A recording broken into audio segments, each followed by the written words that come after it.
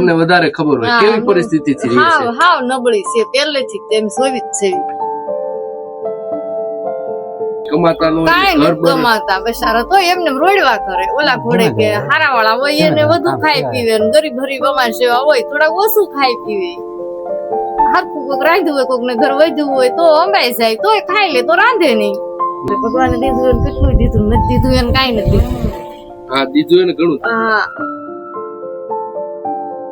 નકર પાકું મકાન તો હું એને કદાચ ભાગમાં હોય તો દીકરો થાય તો રળે તો કરીએ કે આ તો આ પરિવાર શું કરીએ કે.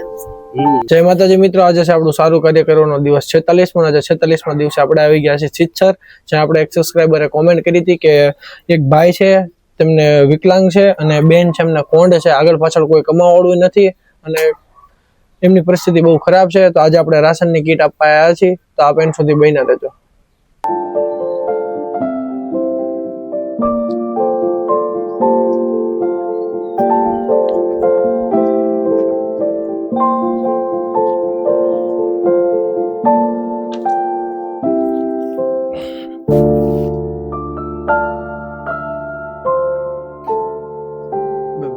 તમારું નામ?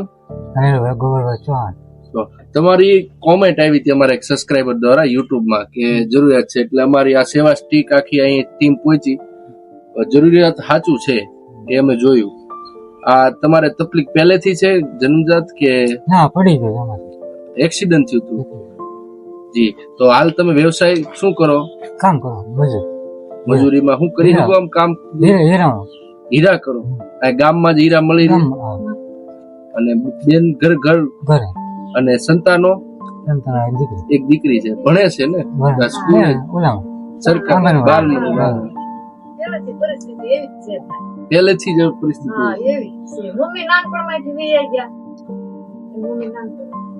નાનપણમાં વહી ગયા. મમ્મી નાનપણ, પપ્પા 3 વર્ષ પહેલા પપ્પા ગુજરી. તમે એક ને એક જ છો? બેન છે પણ ઘરમાં બીજું કઈ કમાવાળું નથી? આ તમારું ઘર છે, અહીંયા રહ્યો છો? આવી રીતે બનાવ્યું છે. અહીંયા પડી જાય એવું તો હાવ બિચારા હમણાં રૂમ બનાવી એમ આ મારે જ ફેરો નાખી. અને આમાં હું આવાસ યોજના કઈ એમાં લાભ મળ્યો છે? કઈ અમે બોર્ડ એવું માર્યું છે ઈ સમય આવ્યું તો કીટ આજે લાવ્યા છે જે જરૂરી રોજિંદા જરૂરી જોવે એમાં રાશન બધું આમાં છે. અને આખું સેવા સ્ટીક દ્વારા લેવામાં આવ્યું છે. આમાં જે કઈ ઘટતું હોય એ તમે કહી શકો છો, તો એ આપણે આ ફોન દ્વારા તમને ઈ પણ મોકલવામાં આવશે. બાકી બીજી જરૂરિયાતમાં શું તમારે હાલવા માટે કે અથવા કઈ એની માટે કઈ સાધન કે કઈ લાકડી કે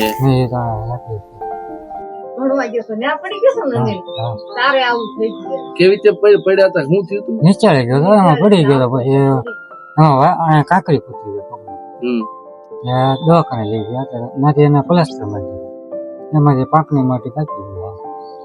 પછી પગ ભાવનગર કાપી નાખવાનું કીધું. અમદાવાદ પછી 3 ઓપરેશન કર્યા. ડોક્ટર ની ભૂલ ના હિસાબે પગ વયો ગયો. બેન તમારે શું તકલીફ છે? મારે જલમમાં નતું ના પેલા મારા બાઈ ઓલા 9 હતી ને ઉછી કરી ને એમ આટલી ઓલું થઈ ગયું. આ શરીર રીતે થઈ ગયું? હા એવું થઈ ગયું. પેલા નતું નાનપણથી જ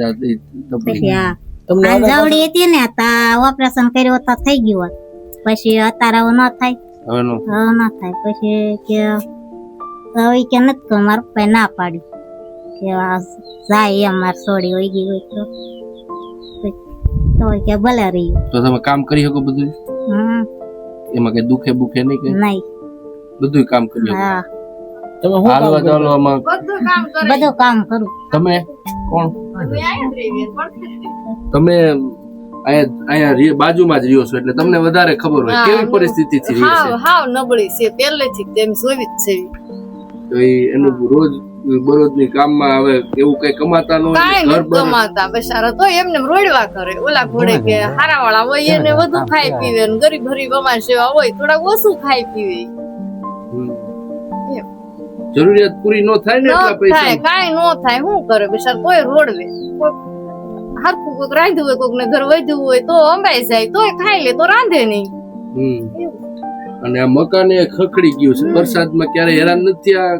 ખાય બિચારા સોને બોડી કરી હમણાં ભૂરી એટલું નાખી ગયા કાને ઓછા ભાવે. ઘણા સેવા કરી પઠાવાળા કીધું ને કે હાવ ગરીબ માણસો છે તે કીધું આપણે એટલા બધા પૈસા ન હોય. ઓછા ભાવે આ બોડી કરીએ નાખી બિચારા. કેટલા ફેરો લાવ્યો તું? 4,000 હા નકર ઈટું ભાવ અત્યારે 14,000 છે 4,000 ફેરવાય તો સારું કહેવાય. એટલે માણસો સેવા કરવા વાળા છે જ તે ને. હા નથી એમને. હા પછી ઓળી ના ઉતરી પેલા આ મકાન આમ પાણી પડી ગયું હમણાં 15-20 દિવસ થયા. પાણીમાં તો રહી ન ગયો ને. એની અંદર પાણી નથી હોતું. એ વધુ 15-20 દિવસ થયા છે ઓળી ઉતરી હોય. ભગવાને દીધું એને કેટલું દીધું નથી દીધું એને કાંઈ નથી દીધું. હા દીધું એને ઘણું. હા નથી દીધું એને કાંઈ નથી દીધું. પણ તમે બાજુમાં રહ્યો તમારી ફરજ જાજી છે, તમારે બધાય ધ્યાન રાખવું. અને એવું અમે લાગે રાખી જ છીએ કુસુમ કાની અમે ગમે એવો પ્રસંગ હોય તહેવાર હોય કુસુમ પોતે મીકી નો ખાવ તરત આ બે માં દીકરી બોલાવીશું. એટલે ઈ તમારી જવાબદારી છે, આજુબાજુ વાળાની. તમે તમારી રીતે પોખતા હોય અથવા એવું લાગે તો તમે ફોન કરી શકો કે આ જરૂર છે, ઈ નો કહી શકે તો તમે કહી શકો.